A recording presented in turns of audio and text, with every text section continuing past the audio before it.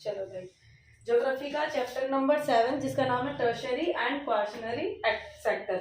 अभी तक हमने प्रीवियस में क्या पढ़ा था, हमने दो सेक्टर्स पढ़े थे जिसमें आपके प्राइमरी सेक्टर आ जाता है और आपका सेकेंडरी सेक्टर। प्राइमरी सेक्टर में हमने पढ़ा था जिसमें आपकी एग्रीकल्चर से रिलेटेड चीज आएंगी। सेकेंडरी सेक्टर में हमने पढ़ा था जिसमें आपकी इंडस्ट्रियल से रिलेटेड चीज आती। टर्शियरी सेक्टर में हम पढ़ेंगे सर्विसेज के बारे में कि हम किसी के मतलब किसी को सर्विस प्रोवाइड करते हैं। जैसे मैम, सर्विस प्रोवाइड करने के बदले में मुझे कुछ मिलेगा, ठीक है, तो वो कहते हैं सर्विस सेक्टर। सर्विस सेक्टर में हम सर्विसेज प्रोवाइड करते हैं और कोई फिजिकल लेबर वगैरह की होती है, सर्विस प्रोवाइड करके हमको उसके बदले में कुछ मिलता है, तो वो होता है एक्सचेंज, ठीक है। तो इसमें कहते हैं टर्शियरी सेक्टर और क्वाशनरी, जिसको सर्विसेज होते हैं और सर्विसेज रिक्वायर प्रोफेशनल स्किल्स। कोई इंसान किसी तरीके की सर्विस अगर वो प्रोवाइड कर रहा है तो उसके अंदर वो प्रोफेशनल स्किल्स होनी चाहिए कि मतलब जैसी वो सर्विसेज प्रोवाइड कर रहा है तो उस चीज के लिए उसके अंदर वो स्किल्स है या नहीं है। फिर आ जाता है इसमें आपकी दो चीज आती हैं, एक तो एक्सचेंज जो होता है सर्विसेज में कि आप किसी को किसी चीज की सर्विस प्रोवाइड करते हो, उसके बदले में उसको रिटर्न में कुछ मिलेगा या तो कैश में कुछ ले लो। उसके बाद आता है प्रोडक्शन। आपके सर्विसेज में आपका कोई इस तरीके से प्रोडक्शन नहीं होता कि आप कुछ ना कुछ गुड्स और सर्विस प्रोड्यूस कर रहे हो, क्योंकि हम किसी तरीके की सर्विस प्रोवाइड कर रहे हैं, तो इसमें कोई प्रोडक्शन नहीं होता। प्रोडक्शन किसमें होता है? आपका इंडस्ट्रियल में, जिसको कहते हैं सेकेंडरी सेक्टर में, ठीक है। अब आ जाते हैं आपके टाइप्स कि जो आपकी सर्विसेज सेक्टर होती है वो कितने तरीके की होती है, टर्शियरी, क्वाशनरी और क्वाइनरी सेक्टर, ठीक है। अब ये टर्शियरी जिस सेक्टर के बारे में पढ़ेंगे, क्वाशनरी एरा, ठीक है, और क्वाइनरी एरा। टर्शियरी सेक्टर जिसमें आप सर्विसेज प्रोवाइड करते हो बट इतनी प्रोफेशनल स्किल्स की जरूरत नहीं होती। क्वाशनरी होती है कि जिसमें अगर आप सर्विस प्रोवाइड करते हो इसमें कुछ ना कुछ स्किल्स आपको होनी चाहिए, जैसे नॉलेज से रिलेटेड स्किल्स, मतलब ये है कि इसमें आपको कुछ प्रोफेशनल स्किल्स होनी चाहिए। क्वाइनरी एक्टिविटी इससे भी ज्यादा बड़े लेवल की जो सर्विसेज होती है क्वाइनरी कहते हैं, जिसमें बहुत ज्यादा प्रोफेशनल स्किल्स की जरूरत होती है, जिसमें आप कह सकते हो बहुत ज्यादा प्रोफेशनल है, साइंटिस्ट है, लॉयर है, सीए है, इतनी ज्यादा प्रोफेशनल स्किल्स की इसमें जरूरत होती है, ठीक है। ये होते हैं जो आपके स्पेशलिस्ट होते हैं। अब टर्शियरी सेक्टर में आप क्या कहते हैं, ट्रांसपोर्ट एंड कम्युनिकेशन, जिसको हम कहते हैं टर्शियरी सेक्टर में ट्रांसपोर्ट कम्युनिकेशन जैसे कह सकते हैं कि इधर से उधर सामान ले जाना, ठीक है। तो जब trade and commerce, trade and commerce कहेंगे, ठीक है। ट्रेड का मतलब होता है जैसे हम बिजनेस करना, एक्सचेंज, बाइंग एंड सेलिंग, खरीदना और बेचना, उसको कहते हैं ट्रेड। टर्शियरी जैसे खरीदते और बेचने, इसमें हम सर्विसेज तो प्रोवाइड करते हैं। जो दूसरा इंसान है वो बाजार में कुछ बेच रहा है तो वो क्या करेगा, वो बदले में हमसे पैसे लेगा, लेकिन वो बदले में हमें सर्विस दे रहा है ना, सेवा दे रहा है ना वहां पर तक सामान लाने की। तो ये होता है ट्रेड एंड कॉमर्स। टर्शियरी का पहला पॉइंट है ट्रेड और कॉमर्स, ठीक है। फिर आता है आपका दूसरा पॉइंट इसका ट्रांसपोर्ट। ट्रांसपोर्ट का मतलब होता है कि इधर से उधर जाना, मूवमेंट ऑफ चीजों की। ट्रांसपोर्ट का मतलब परिवहन जिसको आप कहते हैं, ठीक है। फिर आता है आपका कम्युनिकेशन। कम्युनिकेशन का मतलब होता है कि मतलब एक दूसरे से कम्युनिकेट करना, मतलब मैसेज ट्रांसफर करना। अब जैसे मैं कुछ कम्युनिकेट कर रही हूँ, आप कुछ बोल रहे हो, उसको कहते हैं कम्युनिकेशन, एक्सचेंज ऑफ मैसेजेस। फिर आते हैं सर्विसेज जिसमें आपकी सर्विसेज आती है, ठीक है। अब आता है ट्रेड और कॉमर्स। ट्रेड आपके दो जो आप ट्रेड करते हो, छोटे लेवल पे भी ट्रेड होता है, बड़े लेवल पे होता है। जो बड़े लेवल आपने देखा होगा थोक की दुकानें होती है, जिसको कहते हैं होलसेल ट्रेड। थोक के इकट्ठा सामान बहुत सारा खरीदते हैं, उसके बाद उसको कौन बेचता है, जो आपके वो परचून की दुकानें, छोटी दुकानें होती है, वो लाकर बेचते हैं। तो आपके ट्रेड और कॉमर्स में आपके दो तरीके के आ जाएंगे, जिसको कहते हैं होलसेल ट्रेड और रिटेल ट्रेड। होलसेल ट्रेड वही जो इकट्ठे में सामान खरीदता है, उसके बाद छोटे छोटे होता है। रिटेल ट्रेड वही परचून की दुकान है जिससे हम लोग सामान लेते हैं, थोड़ा सामान लेते हैं, क्योंकि भैया हम इकट्ठा सामान तो थोक से लेते नहीं है, क्योंकि इकट्ठा लेंगे तो उसको कहाँ रखेंगे, तो हम जितनी जरूरत होती है उतना सामान रिटेलर के रूप में लेते हैं। फिर आता है आपका रिक्वायर्ड रिलेशनशिप सेंटर। उसके बाद आता है आपका रूरल मार्केट सेंटर। आपने देखा होगा कि जो गांवों में जो बाजार लगे होते हैं, छोटे मोटे गांव में बाजार होते हैं, कोई स्पेशलिस्ट नहीं होते, जैसे कि भाई आज, और उनके पास वही उसी तरीके की वो चीजें रखते हैं जितने गांव के लोग जितनी डिमांड करते हैं, ठीक है। और इतनी तरीके की हर एक क्वांटिटी, मतलब हर एक बहुत सारी हमको वो नहीं मिलती वैरायटीज चीजों की, क्योंकि गांव के ज्यादा लोग तो डिमांडेबल इतने होते नहीं और उनके इतनी चीजें मतलब वहां पर इतनी चीजें होती है तो उनको पता नहीं है, ठीक है। तो रूरल मार्केट सेंटर, वहां पर इतनी सारी चीजें अवेलेबल नहीं होती, छोटे लेवल पर समझ लो। रहती urban market centre. Urban market centre जो आपके शहरी में जो होते हैं, जो आपके मार्केट सेंटर होते हैं, वो क्या होते हैं, बहुत वाइड रेंज में होते हैं, क्योंकि वहां के लोग बहुत ज्यादा डिमांडेबल होते हैं। अब डिमांड के हिसाब से जो मार्केट होते हैं उनको उस हिसाब से चीजें रखनी पड़ेंगी, ठीक है। फिर आता है पीरियडिक मार्केट। पीरियडिक मार्केट आपने देखा होगा, शुक्र का बाजार, शनि का बाजार, संडे बाजार, ये होते हैं पीरियडिक, जो कि आपके टाइम के हिसाब से लगते हैं कि आज संडे है तो आज बाजार लगेगा। और ये जो पीरियडिक बाजार होते हैं ये आपके वैसे वाले बाजार होते हैं जो मतलब फिक्स नहीं होते, संडे है तो सिर्फ संडे लगे, और जरूरी, और उनकी एक जगह फिक्स नहीं होती है। मतलब मानो संडे है, आज उसकी दुकान है, आप जैसे संडे है, कोई यहाँ पर वो संडे को लगाता है, कोई परमानेंट जगह तो होती नहीं है उनकी। अगर वो यहाँ पे बैठा तो जरूरी है क्या पता वो आज ना आए, ठीक है, कोई परमानेंट उसका जगह भी नहीं होता कि उसने दुकान बना रखी है, उसमें जाके बैठ के मेरे को सामान लेना है, उससे मुझे रिटर्न करना, तो मैं वहीं जाकर रिटर्न कर दूँ, क्या पता ना आया हो। कोई फिक्स प्लेस तो उसका होता नहीं है। वो होते हैं आपके पीरियोडिक मार्केट सेंटर। फिर आ जाता है, हमने ट्रेड और कॉमर्स के बारे में पढ़ लिया, ठीक है, ट्रेड और कॉमर्स का। फिर हम पढ़ देंगे ट्रांसपोर्ट के बारे में। ट्रांसपोर्ट का मतलब होता है वन प्लेस टू अनदर, हम एक जगह से दूसरी जगह पर जा रहे हैं। अब ट्रांसपोर्ट के कितने सारे साधन है, रेल के थ्रू देख लो, प्लेन के थ्रू देख लो, वाटर के थ्रू देख लो, गाड़ी के थ्रू देख लो, साइकिल के थ्रू देख लो, कैसे ट्रांसपोर्ट है। अब हमारा जो ट्रांसपोर्ट है वो किस चीज के ऊपर डिपेंड करता है कि हम कितना ज्यादा ट्रैवल कर रहे हैं। कोई व्यक्ति है, उसको इधर से जाके मतलब कितनी थोड़ी लोकेशन पे जाना, तो ऑटो ले लेगा, साइकिल ले लेगा, रिक्शा ले लेगा। लेकिन उसको एक स्टेट से दूसरे स्टेट तक जाना तो रेल लेगा। इस तरीके का ट्रांसपोर्ट सिस्टम अपनाएगा ना, ट्रेन वगैरह लेगा, साइकिल से तो जाएगा नहीं, है ना। और जो हमारा ट्रांसपोर्ट है वो किस चीज पर डिपेंड करता है, इनके तीन तरीके से मेजर कर सकते हैं, मतलब टाइम से, कॉस्ट से और किलोमीटर से। टाइम से कि मुझे यहाँ पर जाने के लिए उतने घंटे लगने वाले, जैसे कहीं पर जाने के लिए 2 घंटे लगेंगे, कहीं पर जाने के लिए 4 घंटे लगेंगे। फिर हम कॉस्ट से कैसे करेंगे कि यहाँ से वहां जाने के लिए भाई मुझे 2000 तक का मेरा खर्चा हो जाएगा, है ना। इस तरीके से हम पैसे से मेजर कर सकते हैं। फिर आता है हमारा किलोमीटर कि भाई ये इतनी दूर किलोमीटर, ये जगह जाना है मुझे, इतनी दूर किलोमीटर मेरा जो है वो जगह पड़ती है, ठीक है। तो यहाँ पे ट्रांसपोर्ट आप इस हिसाब से मेजर कर सकते हो, ट्रांसपोर्ट हो गया। फिर आता है आपका कम्युनिकेशन, नहीं आपके कौन कौन से फैक्टर्स हैं जो अफेक्ट करते हैं आपके ट्रांसपोर्ट को, मतलब जो आपके ट्रांसपोर्ट को कौन कौन से फैक्टर्स हैं जो अफेक्ट करते हैं। सबसे पहले डिमांड, जैसे जैसे पॉपुलेशन बढ़ती है, जनसंख्या जैसे जैसे आपकी बढ़ेगी, जनसंख्या बढ़ेगी तो लोगों की डिमांड ट्रांसपोर्ट के प्रति बढ़ेगी, डिमांड बढ़ेगी, जनसंख्या बढ़ेगी तो उनको ज्यादा से ज्यादा ट्रांसपोर्टेशन चाहिए, है ना। तो आपकी डिमांड जब बढ़ेगी, जब आपकी पॉपुलेशन बढ़ जाएगी तो ट्रांसपोर्ट की भी डिमांड हो जाएगी, बढ़ जाएगी। मतलब ये वो पॉइंट है जो आपको ये बताता है कि ट्रांसपोर्ट को असर कौन कौन से पॉइंट करते हैं, कौन कौन से इम्पैक्ट करते हैं। रूट डिपेंड अपॉन, मतलब ये होती है कि आपके रूट के ऊपर डिपेंड करता है कि अगर आप कम दूरी तय करनी है तो आप कौन सा ट्रांसपोर्ट लोगे, ज्यादा दूरी तय करनी है तो कौन से ट्रांसपोर्ट लोगे, है ना, वो चीज पे। और आपको बहुत ज्यादा दूर जाना और बहुत कम टाइम में जाना है तो आप एयर थ्रू जाओगे, है ना, इस तरीके से। फिर आता है नेटवर्क, कि नेटवर्क के ऊपर भी हमारे जो ट्रांसपोर्ट है वो डिपेंड करते हैं, ठीक है। इसको रोक देना है,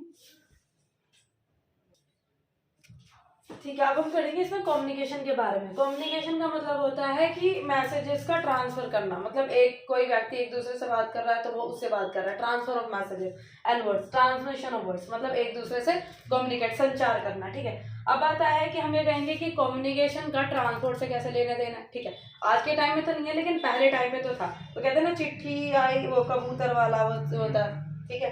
तो उसमें क्या होता था कि आपका ट्रांसपोर्ट और कम्युनिकेशन का कैसे सिस्टम होता था, पहले आपकी चिट्ठी आती थी तो उस टाइम ट्रांसपोर्ट से तो रिश्ता होता ही था आपका कि ट्रांसपोर्ट जब अच्छा होगा तो आपकी चिट्ठी जल्दी आ जाती थी, ट्रांसपोर्ट अच्छा नहीं होता तो चिट्ठी लेट हो जाती थी। तो पहले के टाइम में आपका ट्रांसपोर्ट और जो कम्युनिकेशन का लेना देना था। लेकिन आज के टाइम में टेक्नोलॉजी के बढ़ने से, जैसे जैसे आपकी टेक्नोलॉजी बढ़ गई उस हिसाब से जो आपका ट्रांसपोर्ट के ऊपर डिपेंडेंस होना तो कम्युनिकेशन में क्या हो गया, कम हो चला गया, घटता चला गया। क्योंकि भाई अब आपको किसी को कॉल करना है तो आप ट्रांसपोर्ट थोड़ी देर डायरेक्ट कॉल किया, मिला दिया, बात कर ली, उससे आपका कम्युनिकेशन हो गया, ट्रांसपोर्ट से मतलब होएगी नहीं।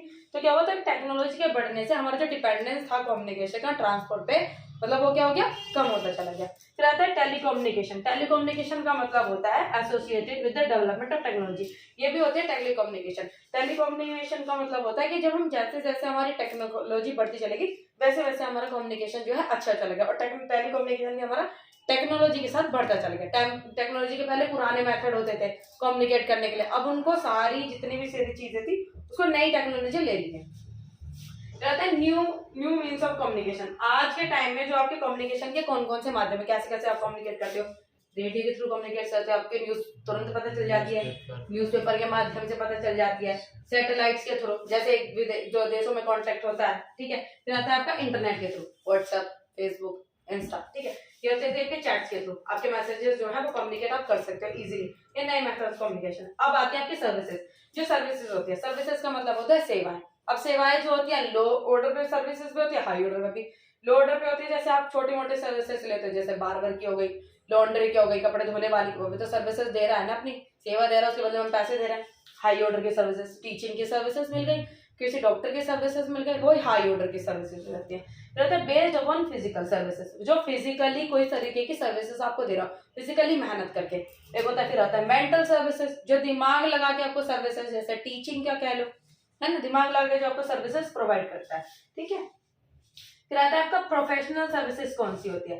प्रोफेशनल सेवाएं और प्रोफेशनल सर्विसेज वो होती है जिसको सर्विस को प्रोवाइड करने के लिए आपको अच्छी खासी नॉलेज होनी चाहिए और मतलब उस चीज में आप प्रोफेशनल हो। अब डॉक्टर है किसी से भी किसी भी चलते फिरते से ऑपरेशन कोई करा लेगा क्या? नहीं कराएगा। उसके लिए कोई स्पेशलिस्ट होना चाहिए ना, उसके लिए उस चीज को नॉलेज होनी चाहिए कि ये सब चीजें कैसे करनी है। कोई चाकू तो कोई भी मार देगा, उसको सही कैसे करना है, नहीं ना। फिर आ जाता है आपके पर्सनल सर्विसेज। पर्सनल सर्विसेज में आती है आपकी जो डेली लाइफ की सर्विस होती है, जो आपकी डेली नीड में होती है, ये आपकी अनऑर्गेनाइज होती है। जैसे बार्बर की ले लो, ये क्या होती है आपकी पर्सनल सर्विस, जो हेल्थ की जो सर्विसेज हमको चाहिए होती है पर्सनली, ठीक है, छोटे लेवल पर। डेली सर्विसेज होती है जैसे बार्बर की, और ये क्या होती है अनऑर्गेनाइज सर्विस। अनऑर्गेनाइज का मतलब होता है ये अच्छे से वेल ऑर्गेनाइज नहीं होती प्रोफेशनल सर्विसेज की तरह, ठीक है। चलो रुक लेंगे, ठीक है। तो कौन कौन से पीपल है जो एंगेज रहते हैं आपके टर्शियरी सेक्टर में, मतलब किस तरीके के लोग हैं जो आपके टर्शियरी सेक्टर में इंक्लूड करते हैं। अब वही टर्शियरी सेक्टर में सर्विसेज देते हैं तो वही लोग होंगे जो सर्विस प्रोवाइड कर सकते हैं। तो सर्विसेज वर्कर, जो आपके सर्विसेज वर्कर होते हैं, जो आपको सर्विसेज प्रोवाइड करते हैं, वो लोग आपके इंगेज रहेंगे टर्शियरी सेक्टर में, ठीक है। अब ये होता है जो आपकी डेवलप कंट्रीज है। डेवलप कंट्रीज का मतलब होता है वो कंट्री जो पूरी तरीके से डेवलप हो चुकी है, ठीक है। एक होता है डेवलपिंग कंट्री जो अभी डेवलपिंग कर रही है, जैसे इंडिया अच्छी तरीके से डेवलप नहीं हुई, अभी डेवलप कर रही है। तो जो आपकी डेवलप्ड कंट्रीज होती है उसमें जो आपके सर्विस वर्कर होते हैं वो ज्यादा होते हैं, क्योंकि वहां के ज्यादातर लोग किसके ऊपर डिपेंड करते हैं, सर्विसेज पे और एग्रीकल्चर पे कम, ठीक है। लेकिन जो डेवलपिंग कंट्रीज होती है वहां पे सर्विस वर्कर थोड़े कम होते हैं, क्योंकि वहां के ज्यादातर लोग किस पर डिपेंड करते हैं, एग्रीकल्चर पर और इंडस्ट्रियल सेक्टर पे, मतलब प्राइमरी और सेकेंडरी सेक्टर पे आपके ज्यादातर लोग डिपेंड होते हैं। इसकी वजह से यहाँ पर जो सर्विस वर्कर की थोड़ी कमी है। डेवलप कंट्रीज अगर कंपेयर करें तो डेवलप्ड कंट्रीज में ज्यादा सर्विस वर्कर होते हैं और डेवलपिंग कंट्रीज जैसे इंडिया यहाँ पे थोड़े कम सर्विस वर्कर होते हैं, क्योंकि यहाँ से ज्यादातर लोग किस पर डिपेंड है, एग्रीकल्चर पे और इंडस्ट्री पे, ठीक है। फिर आता है आपका टूरिज्म आता है। टूरिज्म में आप क्यों कहते हैं, जैसे कि आपके कोई टूरिस्ट वगैरह होते हैं, जैसे बहुत से लोग होते हैं घूमने फिरने की जगह पे, मतलब रिक्रिएशनल एक्टिविटी, जिससे उनका थोड़ा सा मूड ठीक हो और काफी सारी चीजों को जानने के लिए होते हैं आपके टूरिज्म, टूर आते हैं टूरिज्म में। तो most of the people engage in tourist sector, काफी सारे लोग हैं जो टूरिस्ट सेक्टर में भी होते हैं। अब टूरिस्ट सेक्टर में भी सर्विस होती है, गाइड सर्विस प्रोवाइड करता है, उसके बदले में पैसे लेता है, गाइड भी तो सर्विस देता है। तो टूरिस्ट सेक्टर में काफी सारी जो है आपके सर्विसेज जो है वो प्रोवाइड होती है। अब हमारे जो और टूरिज्म हमारे इंडिया का बहुत लार्जेस्ट अच्छा और बहुत अच्छा पार्ट है, जहाँ से आपकी हमारी बहुत ज्यादा जीडीपी मिलती है। टूरिस्ट सेक्टर उसको मतलब इतना वो नहीं करता, लेकिन टूरिस्ट सेक्टर से हमारे कम से कम जीडीपी का 40% हिस्सा टूरिस्ट सेक्टर से आता है। वो कैसे, देखो जो टूरिस्ट सेक्टर होता है वो हमें एम्प्लॉयमेंट की अपॉर्चुनिटी देता है, रोजगार की। कैसे, जैसे बाहर से लोग आते हैं हमारे देश में घूमने के लिए, तो बाहर के देश में हमारे देश में घूमने के लिए तो कुछ लोग गाइड के तौर सर्विस देते हैं, कुछ लोग खाने की सर्विसेज देते हैं, कुछ लोग बड़े बड़े रेस्टोरेंट बनाने की सर्विस देते हैं, कुछ लोग ट्रांसपोर्ट की सर्विस देते हैं, कुछ लोग रास्ता बताने की सर्विसेज देते हैं। तो कितने सारे की रोजगार अपॉर्चुनिटीज निकाल दी इन्होंने, टूरिस्टों ने निकाल दी। कुछ लोग उनके अकॉर्डिंग ड्रेसेस की सर्विस देते हैं, जैसे कपड़े, भाई वो आएंगे फॉरेनर्स, उनको ये सब चीजें पसंद है। कुछ लोग मतलब कुछ अपने तरीके अपने कल्चर को उभारते हैं कि भाई हमारे कल्चर की ये सब चीजें खरीदो। टूरिस्ट आते हैं ना, भाई ये कितनी अच्छी चीज लग रही है, हमने पहली बार देखी इस तरीके की, भाई हमें लेनी चाहिए। तो टूरिस्ट सेक्टर 40% जीडीपी ऐसे ही नहीं बनाता। टूरिस्ट सेक्टर जो है वो हमें काफी ज्यादा रोजगार देता है, ठीक है, because of give more chance of the employment. जो टूरिस्ट सेक्टर है बहुत ज्यादा रोजगार की अपॉर्चुनिटीज देता है, मतलब एम्प्लॉयमेंट की अपॉर्चुनिटीज हमें देता है। तो क्या होता है, डिपेंड अपॉन रीजन। काफी सारे लोग जो है वो हमारे कंट्रीज में घूमने आते हैं। वो किस वजह से घूमने आते हैं, वहाँ के एनवायरनमेंट की वजह से, माहौल की वजह से, ठीक है। और मतलब वहाँ पर देखा जाए तो कि किस तरीके की लोग, मतलब वहाँ का रीजन है, जैसे आपने देखा होगा नैनीताल मनाली, वहाँ पर काफी सारे लोग जो वो घूमते हैं, क्योंकि वहाँ का रीजन ऐसा है, ठीक है। वहाँ के रीजन ऐसे होने की वजह से वहाँ के ज्यादातर लोग जो है हमारे जो टूरिस्ट है वो इन सब चीजों के ऊपर डिपेंड करते हैं, ठीक है, कि भाई जहाँ का अच्छा रीजन होगा, जहाँ का अच्छा एनवायरनमेंट होगा, वहाँ पर टूरिस्ट ज्यादा आते हैं। और वहाँ पर कुछ इस तरीके की हिस्टोरिकल, आपने जो घूमने जाते हैं जहाँ हाँ, अच्छी फैसिलिटीज और हिस्टोरिकल चीजें, मॉन्यूमेंट्स देखने, कहीं हमारी कोई इतिहास की कोई पुरानी चीज है, कोई पुराने मंदिर है, उसको देखने के लिए काफी सारे टूरिस्ट आते हैं। तो वहां पर टूरिस्ट की जो परसेंटेज है वो संख्या कितनी होती है, ज्यादा हो जाती है। तो हमारे जो टूरिस्ट है, ये सारे फैक्टर्स जो है हमारे टूरिस्ट को क्या करते हैं, अट्रैक्ट करते हैं, जिससे हमारे यहाँ पर टूरिस्ट ज्यादा से ज्यादा आए देखने के लिए। तो टूरिस्ट है, कौन कौन से फैक्टर्स है टूरिस्ट को अट्रैक्ट करते हैं। सबसे पहले डिमांड बढ़ जाती है। लोगों की जब छुट्टियां बढ़ जाती हैं तो लोग, बच्चे मन मनाते हैं ना घूमने का, कि भाई हमारी गर्मी की छुट्टी पड़ गई, पापा चलो घूमने चलते हैं, जाते हैं ना घूमने के लिए। तो डिमांड बढ़ जाना, जब छुट्टियां बढ़ जाती है, लोगों के पास थोड़ी सी इनकम हो जाती है, वो घूमने का प्लान बनाते हैं कि इतने दिनों में यहाँ घूमने जाएंगे। चलते ट्रांसपोर्ट, अब दूर दूर के इलाकों में ट्रांसपोर्ट की काफी अच्छी वो है, फैसिलिटी जो है काफी अच्छी है। अब मानो कहीं घूमने के ट्रांसपोर्ट की फैसिलिटी नहीं होगी तो लोग घूमने जाएंगे क्या? नहीं, जान का खतरा रहेगा। अब ट्रांसपोर्ट की फैसिलिटीज होने के कारण लोग यहाँ से घूमने जाते हैं, ठीक है। तो इससे क्या होगा, हमारा टूरिस्ट सेक्टर क्या हो गया, बढ़ जाएगा। फिर आता है आपका क्लाइमेट, भाई जहाँ का ये कौन कौन से फैक्टर्स है, जो ये वो फैक्टर हैं जो आपके टूरिस्ट को अट्रैक्ट करते हैं, उसको अपनी तरफ खींचते हैं। क्लाइमेट, जहाँ का क्लाइमेट अच्छा होगा, बहुत ज्यादा गर्मी है तो वहाँ टूरिस्ट वैसे ही नहीं आएंगे, बहुत ज्यादा सर्दी है मतलब एक अच्छा क्लाइमेट, टूरिस्ट को भी एक अच्छा क्लाइमेट पसंद है, ठीक है। अच्छा क्लाइमेट होगा तो वहाँ पे टूरिस्ट अट्रैक्ट होते हैं। फिर आता है कि लैंडस्केप, वहाँ की लैंडस्केप कैसे है, जैसे बड़ी बड़ी झीलें हो गई, बहुत अच्छा एरिया होगा, बहुत अच्छा है वहाँ पे। रहता है हिस्टोरिकल आर्ट, बहुत ज्यादा मॉन्यूमेंट जो आपकी हिस्ट्री से रिलेटेड कोई चीज है उसको देखने के लिए टूरिस्ट अट्रैक्ट होता है। फिर आते हैं कल्चर एंड इकोनॉमी, हमारे जो कल्चर है, कल्चर भी हमारा कितना ज्यादा टूरिस्ट को बढ़ाता है। अब ये टूरिस्ट जाते हैं वो उस जगह पर जाते हैं जहाँ पर उनको कोई एक नई नई चीजें देखने के लिए मिले, कोई नई नई कल्चर देखने के लिए मिले कि भाई इस कल्चर के लोग ऐसे रहते हैं, इस तरीके का खाना खाते हैं, इस तरीके के कपड़े पहनते हैं, तो वो उसमें इंटरेस्ट रहते हैं नई नई चीजें जानने के लिए। तो वहाँ इसमें क्या होता है कि जैसे बाहर की कंट्रीज है वो क्या होता है कि डॉक्टर की बहुत ज्यादा चार्ज करती है, और हमारी कंट्रीज में क्या है कि मतलब इतना ज्यादा ब्लड टेस्ट वगैरह क्या होता है चीप रेट पे हो जाते हैं। तो बाहर की कंट्रीज में जब क्या होता है उनके प्राइसेस बहुत ज्यादा बढ़े हुए होते हैं, तो वहाँ की कंट्रीज जो होती है वो क्या होती है ब्लड सैंपल के लेकर हमारे इंडिया में भेज देती है वो टेस्ट करने के लिए, और यहाँ पे क्या होता है हम चीप रेट में टेस्ट करके भेज देते हैं। तो उसको कहते हैं medical service of overseas patient in India. हमारे यहाँ पे मेडिकल टूरिस्ट भी आते हैं, मेडिकल टूरिस्ट जो कि यहाँ पे कुछ चीजें सीखने आते हैं, या फिर जैसे क्या होता है कि वहां पर मतलब इतने ज्यादा क्या होती है कि इतने ज्यादा चीजें नहीं होती, और यहाँ पर सीखने के बाद वहां पर जाकर उस चीजों को इम्प्लीमेंट करते हैं। यहाँ पर बहुत ज्यादा नॉलेज जो है वो लेकर मेडिकल टूरिस्ट जो आते हैं वहां पर चले जाते हैं, और वहां पर हाई मतलब रेट चार्ज करने की वजह से काफी सारे लोग जो है वो इलाज के लिए इंडिया में आते हैं, ठीक है। वो होते हैं medical service of outsourcing patient in India. फिर आता है क्वाशनरी एक्टिविटी, जो हमने पढ़ा क्वाशनरी सेक्टर। क्वाशनरी सेक्टर कौन सा होता है, अभी हमने देखा इसमें टर्शियरी सेक्टर में सर्विसेज होती है। अब हमने देखा था कि सर्विसेज जो है वो सेवाएं सभी तरीके के लेवल देते हैं, नॉलेज हो या ना हो, स्किल्स होनी चाहिए।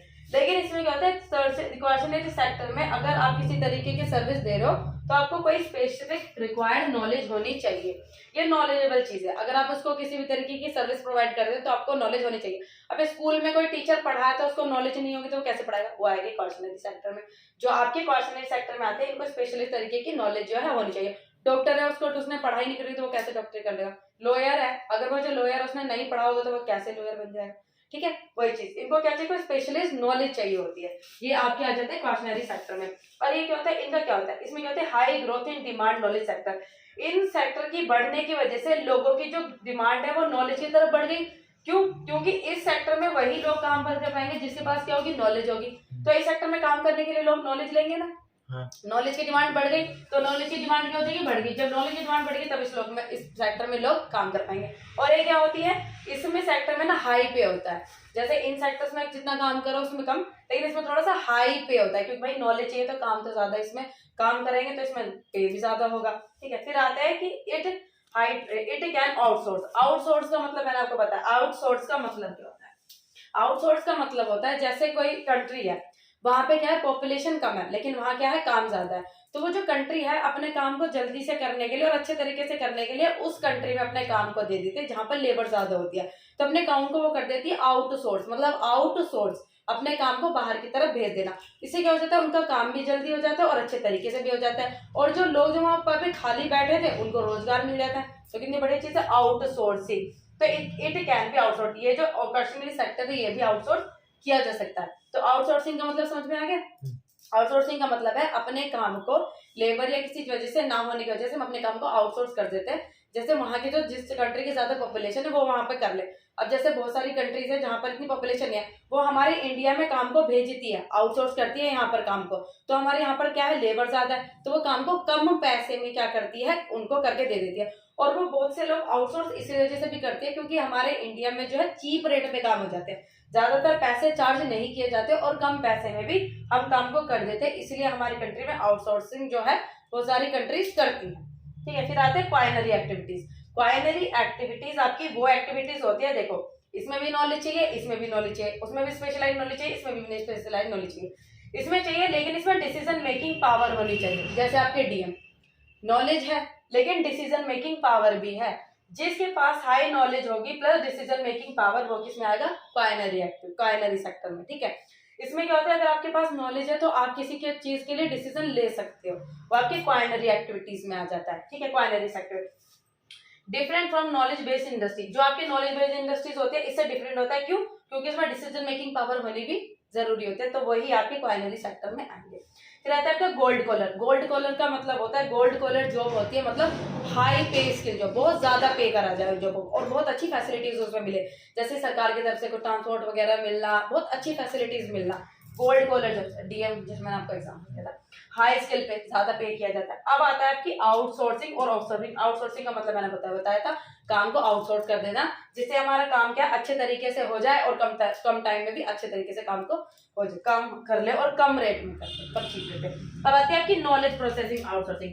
मैंने आपको आउटसोर्सिंग बताया था, इसमें हम काम को आउटसोर्स करते हैं, इसमें आते हैं नॉलेज को आउटसोर्स करते हैं। नॉलेज आउट प्रोसेस आउटसोर्सिंग में हम उसमें पे करते हैं जिसमें बहुत ज्यादा नॉलेज की जरूरत होती है। जैसे मानो मेरे को किसी तरीके का काम जो है वो करना है, अब मैं उसको काम को मैं उसी तभी आउटसोर्स कर सकती हूँ जिसको मैंने आउटसोर्स किया उसको नॉलेज हो किसी तरीके की, जो मैं उससे काम कराना चाहती हूँ। ठीक है, तो होती है नॉलेज प्रोसेसिंग आउटसोर्सिंग, मतलब नॉलेज के बेस पर भी हम काम को आउटसोर्स कर सकते हैं। ठीक है, तो ये चैप्टर हो गया।